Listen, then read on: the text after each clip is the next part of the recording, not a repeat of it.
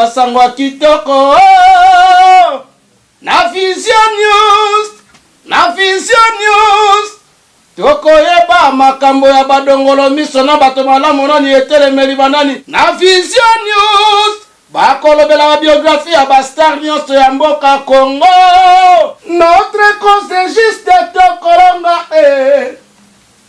beze shida yo bapasi biso efongoli Vision News de tina génération future. Vision News. Vision News, abonnez-vous. Kolala Kesseni, balobi kolele Kesseni,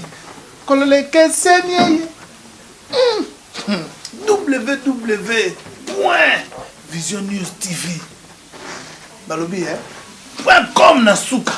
Faisalaka Vision News TV.com. Abonnez-vous, c'est Didier Lacoste qui parle, l'archi-chanteur. Balobi Edgar Mokonzare binga mampagne nyonso. Bela Nandi, na chaîne Nandi. Balobi mikolo défaté Mokonzi. Kanga bango na image. Soir, bienvenue na émission na Bino au réfléchissons. On a dit que mikolo belé trésor King a quitté absent. Batu balobi lobby les fonds communs pour la République. Batu balobeli makambo ya FCC Lamuka lelo ngai na yepe pour mekakolo bako réfléchir na bino ensemble. Félix Antoine Tshisekedi, aujourd'hui le plus grand diable démon de la République démocratique du Congo. Besoin na kombo ya Félix Antoine Tshisekedi. Lelo oyo Kabila Anzelou Gabriel, nous t'avons mis un message. Nga trésor King na olinga to raisonner ah peut-être sa position na biso toza ba résistant. La résistance est locomotive na ba parti politique. On a bato ba luka ba résistant to ba position la bino un vrai résistant. Et puis que combat na eza ya libération.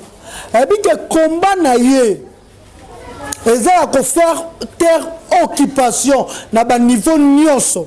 Occupation na ba genre nango tout parce que to ba occupation za ka rwandaise te. To za na occupation nano libanaise. To za na occupation rwandaise, ougandaise, même chinoise. Un vrai résistant Moussa Nezali a télémé l'occupation. Comment la biso souka la libération du Congo. Mais bande ko na biso musu combat la bango ezali ya kozwa pouvoir. Parce que lelo na meka un peu kokabola ba combat yango. Le combat du pouvoir na combat ya libération ya mboka. Le combat ya libération ya mboka bataka na pouvoir na mutute bataka na to libérer mboka. Il faut to libérer mboka ba o baza capable ya ko diriger ata biso te basa nini ba diriger mais l'essentiel pour nous toza bien to mona mboka la biso libre. Est-ce que Jeanne d'Arc la révolution française abundaka pona akoma reine to abundaka pour mona mboka na eza libéré. To kena nous mo mkepo na ya to bandana nous révolution française simbaka nini et avec la classe des bourgeois, la classe ya bourgeoisie oyo ba ki kokota na révolution ba ndimi ba sangana na classe OAC pour ba ke na révolution ma ya bayambe bango. Classe ya bourgeoisie wana intérêt nango ezalaki moko ya ko mema révolution ya ko bundisa balma ko bundisa anglais plutôt. Donc est-ce que ça ndenge moko na komba na biso batu babi Kabila a koti la muka Kabila salibwe. Est-ce que officiellement Kabila ye font commun ni biso to bundisa réellement eza la Kabili. Biso ba résistant to bundisa la Kabila parce que Kabila aza mutu loko batu nyonso abotami akoli akufa. Kabila tanga yaka na pouvoir veste banda kolata ye tanga longo pouvoir ya zolata veste lobi pe tanga okufa a mususu veste ko zipaye donc ndenga botami ndenga koli ndenga okufa. Est-ce que faut tobundisa individu ya Kabila? Non. Tobundisa semence ya Kabila na kati ya ba Congolais. Semence yango tokomona ngo na misala nango. Kabila ou la Kabylie est le grand mal du Congo. Le mal avec M majuscule. Mal vraiment M majuscule yango na la Kabylie. Et aujourd'hui, on y Félix Antoine Tshisekedi a sala et outil na la Kabylie. Et ça ba méthode ya la Kabylie. Et la Kabylie, et ça incarné et pas ya batu. Oh ba sala ka la Kabila. Ba Shadari, bato baloba soki mutafingo mama na yo pezongi sa mama na yo. Bato ba kabola ka batu ba machette. Ba Francis Kalombo. Ba Deo Indulu, parce que biso na matete to bunda quand même na Deo Indulu qui a mené des sportifs pour babuka ba mesa ba mama. Tout ça qui la Kabylie. Koboma batu ko tumba 6 personnes à kata eu de pèse. Et aujourd'hui la Kabylie est incarnée par l'UDPS. Félix Antoine Tshisekedi lobby la Kabylie tué. Aujourd'hui Davin Kalala, Aristote, pe na am na bango. Deo Paluku. Obadi Moindo Milimo wana ekufi na tango ya Félix. Ndenga lobby na tango ya Kabila Félix nani Ngimbi Fortina Ngimbi lobby Thérèse Kapangala Gabi Mamba Usene Shebeya bakufaka lobby baze belé Moketi bakufa na tanga Kabila. Lelo Félix ben à pouvoir bato bakomi kokufa. Il ne fait que reproduire biloko Kabila baneko sala. Lobby soki to pointa ki Félix du doigt to bi parce que Félix asangana ki na la Kabylie. La Kabylie de Félix avait accepté de protéger ma bé à Kabila. Na ma bé à bato Kabila. Même le président élu Martin Fayulu a qui même na niveau qu'on décrire en haut la grossesse a bengi coalition FCC cache première grossesse, union sacrée deuxième grossesse. Deuxième grossesse et à Kabila, moi je dirais pas à Kabila, à la Kabylie na kati ya cache. Et les loyo quand vous bengi fonds commun, moi je dis fonds commun wana. Il faut qu'on décrive biso. Les alliés font commun. Il y a bateau bako luka pouvoir, ton fond commun il y a bateau bako luka libération ya Congo. Parce que ces fonds commun il y a bateau bako luka pouvoir, même la Kabylie koya, président la social luka pouvoir. La sengi bo fongola ka mato. Je ne critique personne. Moi non ça la analyse na ngai. Na bi fond commun o kulutu. Une très bonne idée. Kulutu Martin Fayulu a bengi une très bonne idée. Très bonne idée. Et nous savons que le président élu Martin Fayulu a zappé moto amayele atangi bakela c'est belé on a eu trésor king na tangité. Maintenant la liga to réfléchir. Ce qui ba ebisi biso fond commun wana tina nango ezanini. Ce que ezali ya kowele la pouvoir la Kabila ko ya pour la Kabylie pe a ko luka pouvoir. Mais ce que ezali ya ko libérer Congo la Kabylie ko ya te pour la Kabylie parmi bato bazui Congo batiango en otage, batie jeunesse en otage, la Kabylie aussi est dedans. Donc qu'est-ce que ndengani fond commun ko za la fond commun ya pouvoir.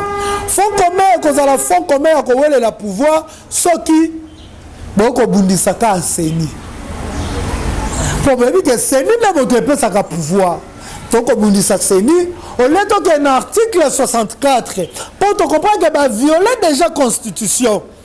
Va violer la dimension nyonso. Ce qu'on a milité de mettre échec dans un groupe des individus au bas du pouvoir na force mais au bas contre la constitution mais au habiter to kata makambo mat. Tant que on dit ça kaka c'est ni lobby ce qui bâtit seni mosusu ou bien ata bâtit seni te bâtit seni mosusu tant que boko sangana kana fond commun boluka boluka candidat unique tant boluka candidat unique to zongi lisusu na lobaka victoire auto ko kende victoire ya accord ezaka victoire oyo ce qui lobby besoin pouvoir la rana ba négociation moto na moto esengeli azwa part na ye s'il vous plaît peuple azwa part te moto esengeli azwa part to senga ki na président élu Martin Fayulu président ayeba ete que peuple azana simane bilenge ba yemaka kotambola na peuple et puis ça va pouvoir et ça ceux qui kotambola na peuple et puis ça va pouvoir et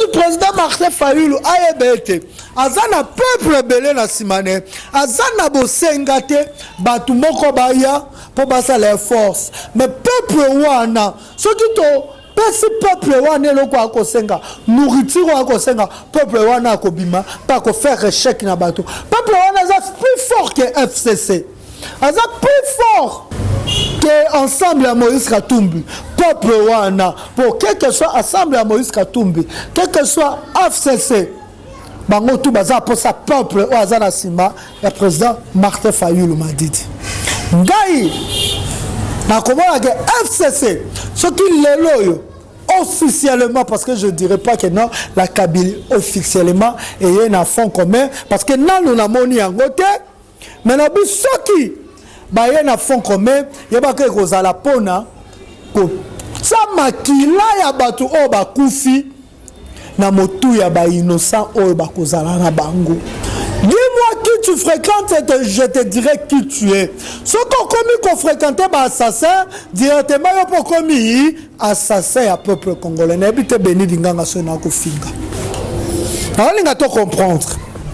Moto ako fréquenté ba assassin batu oyo baboma peuple congolais baboma Gabi Mamba baboma Thérèse Kapangala baboma Rossi Mukenzi baboma Ousene baboma Papi baboma Rossi Mukenzi ba o babungisa ba Shadrach ba Shebea ba jeune belé babunga ba o ba sala ba force commune so ki bo fandi na bango lelo boyebe teke boyebisa biso banani boko fréquenter peto boyebisa bino banani bozali ceux qui s'ensemble se ressemblent yango idée à fond commun c'est une très bonne idée mais fond commun c'est ce que je disais lelo oyo tous aba réaliste tout le monde a gama kambuté na côté moko est-ce que lelo Félix Tshisekedi aza mabe pour aza na pouvoir Kabila komi malamu pour aza na pouvoir te et ben mabe ne nyoso to bois ki yango la Kabila comme ala poser sous na pouvoir te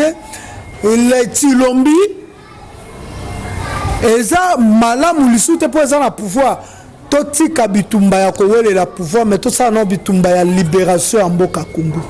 Si aujourd'hui Félix Tshisekedi est le mal, Kabila, la Kabylie est le gros mal avec un majuscule. C'est que Kabila et Félix Aza est meilleur élève ya Kabila. Moi je vois pas Kabila, je vois la Kabylie. Donc les Tshilombi Eza meilleur élève ya la Kabylie.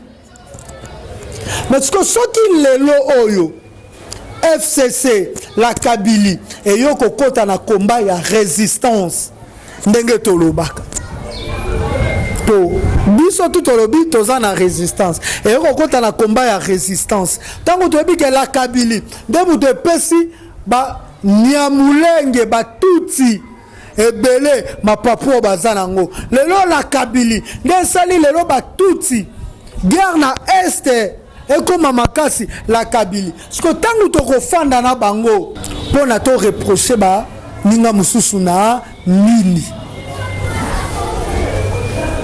botika toza na rigueur na lo ba biso ba combat la biso za ba Patrice Emery Lumumba le combat de Patrice Emery Lumumba tika ko changer to o be ennemi na ba comme ba mina avant kufa il a accepté même la mort malobi mutu na yoza toujours à telema abi vine était mutu ko compter Congo ne mutu ko compter même pas le pouvoir compter pour Lumumba c'était le Congo qui comptait donc tokende na makambu o ko sa que Congo nde pas le pouvoir na zo na nga pouvoir te mais Congo na nga za libérer na koma na nga nani te ministre te député te maintenant marqué époque na ngai pour génération ko ya na sima ba ke King Bukele alekaki pe a contribué qui na essor ya Congo, a contribué à la libération ya Congo. Beaucoup de gens, beaucoup de personnes, beaucoup d'hommes bakoleka na pouvoir, mais peu na bango batu ba otanga kombo na bango na sima. Le pouvoir ezate soukaya combat la biso, parce que ceux qui un vrai résistant, ceux qui ont commis le pouvoir, il faut bundisa les anti-valeurs, il faut bundisa l'occupation. Un résistant, même au président, tu restes un résistant. Mais ceux qui sont opposants, quand on commis le pouvoir, ils sont opposants. Parce que tu vas résister même en étant président. Tu comprendre nos combats résistance, c'est ça, Nini. Tu comprendre les sous-sous. Combat ya pouvoir ezanine. Et belé ya batu baza posa ba comme ba député tout autour ya président Fayulu. Et belé bolingi ba comme ba député, mais lobi to ba comme les députés. Ça va changer le Congo na nini. Tout la vérité. Kosangana la Kabili, je l'ai dit haut et fort. Et ça ko trahir Thérèse Kapangala, ko trahir aussi Mukendi. Parce que milimo ya bande ko na biso to ba kufi n'époque à la Kabili. Et là li na kimiate. Et là, il a qui pourquoi? Parce que Félix Tshisekedi nous avait promis, Momé Koya, Totem Misaba, on appelle ça martyr. Si notre télémisi bangote, notre considéré journée mon côté. Le roi de Sala, il y a génocide. C'est parce que la Kabylie était avec la Chilombi. Mais là, bon, je suis la Kabylie. Bon, il y a l'ango, n'a soi-disant résistance. Est-ce que tu peux ça me lire moi je pense que ton coquille Kosolana Batounio sauf la Kabylie. Que personne ne pense que le mal c'est quand on est au pouvoir. Même au kiti pouvoir, ma belle, tikalaka ma belle. Tous ces gens-là va se repentir wapi. Si l'église catholique mutaho sala batutu bakutana. Ah mais maintenant batuana la repentance. Ah mais maintenant la prière la repentance devant le peuple congolais. Basenga ba famille abatu baboma pardon. Bakunda bande kona biso baboma. Mutuloka mama fortunement nangi biti lelo mone bembete. Pasu etikala na mutema na kombu ya Kabylie. Amona sko lelo to sangani. Biso batoto mibenga baninga fortunement ngimi. Baninga Rossi Mukendi. Baninga Thérèse Kapangala. Yaya Gabi Mamba. Baninga ya Hussein to sangani. Na bango po to bengana Félix to koma na pouvoir. Est-ce que to kende combat pouvoir? Maman Fortuné yo kandeni. Et je console toutes ces familles qui ont perdu. Je leur dis, ce qui a battu tout le monde, la trésor qui n'a pas la schéma vérité. Vaut mieux na zanga na soit mokili, mais na zaka la vérité. Vaut mieux battu tout le monde na bisika na bango, mais na tika la vérité. Il faut que ma décision ya congolais tout, ya peuple nyoso. Ce qui lobby et que ça a été la Kabylie et Sangana na bande ko na biso ba résistant pour na kolongo la Félix Tshisekedi na pouvoir lobby tangu l'un des résistants comme appelle na pouvoir la Kabylie ko s'imposer parce que aujourd'hui la Kabylie s'est divisée en plusieurs morceaux tangu la Kabylie ko comme nande ko na pouvoir biso peuple a bénéficié de la nine parce que la kabylisane est égocentrisme, la kabylisane est égoïsme, la kabylisane na qui assassin na kati nango, la kabylisane na corruption na kati nango, la kabylisane na maltraitance na kati nango, la Kabylie ils ont représenté bleu et belé bande kolanga. Je dis non à la Kabylie à bas niveau nyos. Moi, je vais combattre la Kabylie jusqu'à la fin de mes jours. Pour on appelle ça Kimia la bande Golango Bakoufa. Je vais combattre la Kabylie jusqu'à la fin de mes jours. Pour on appelle ça. Le dynamisme, la politique est dynamique. Pourquoi la papa c'est que ton ennemi d'hier peut être ton ami d'aujourd'hui? Non, moi je pense que ce n'est pas mon ennemi. La Kabylie n'est pas mon ennemi, c'est l'ennemi du peuple. Et si l'ennemi du peuple d'aujourd'hui est ton ami d'aujourd'hui, parce que hier, tu n'avais pas besoin de lui. Aujourd'hui, tu vois que tu as besoin de lui pour nous conquérir le pouvoir. Est-ce que la voix du peuple, c'est la voix de Dieu? Tinanayo eza nini? Congo na biso, peuple congolais, to comprendre. To comme à un niveau à Kososola. Soki, l'ennemi du peuple est hier, d'aujourd'hui et d'éternellement, a commis ami nabiso parce que tu as eu le pouvoir, a commis ami nabiso parce que tu as eu le quoi isabatu moko boye. Tina ya peuple zanine. Parce que utiliser seulement ce peuple-là, peuple a pour ça enseignement au Kotombole, peuple a pour ça ya bateau au Kotombole, les leaders il y a quartier na quartier, les leaders il y a commune na commune, parce que chef homme de Tabafanda, biso ne tote matobunda. Et que ça passe, moi je suis contre que la Kabylie et il y a que fan de ce qu'à mon résistance et tout. La Kabylie est mal. C'est la Kabylie qui a engendré la Chilombi. La Kabylie a engendré la Chilombi et la Kabylie ne peut jamais s'associer avec les gens qui cherchent la libération du Congo. Parce que si aujourd'hui le Congo est dans cette plein, c'est à cause de la Kabylie. Je dis et je vous remercie.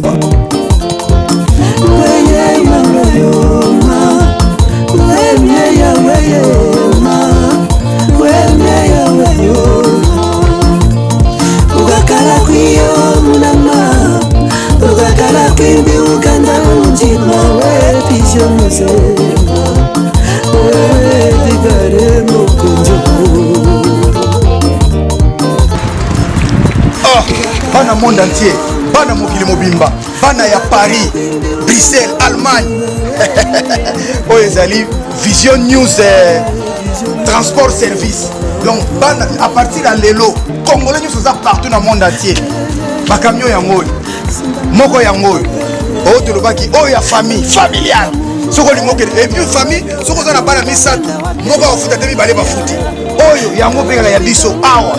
Ce qui boza tata na maman na bana mona au foot até. Première fois na France awa. Ah Edgar Mokonzi. Donc bana Paris bana Londres yango. To le vois qui et puis na kati awa wifi ezali gratuit.